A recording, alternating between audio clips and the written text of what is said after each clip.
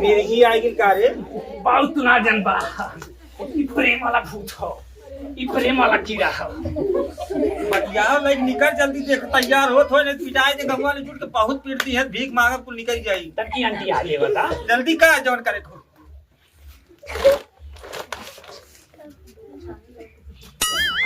प्रेम आई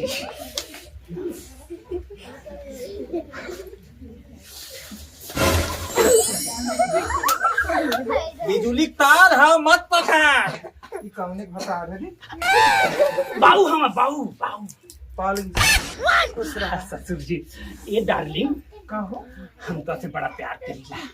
हमहु करी रे तब तो लाइन पे आ गिल बाऊ सटा तो बता देवल त मुंह है हां कह लेवल करी तो हमसे ब्याह करबू।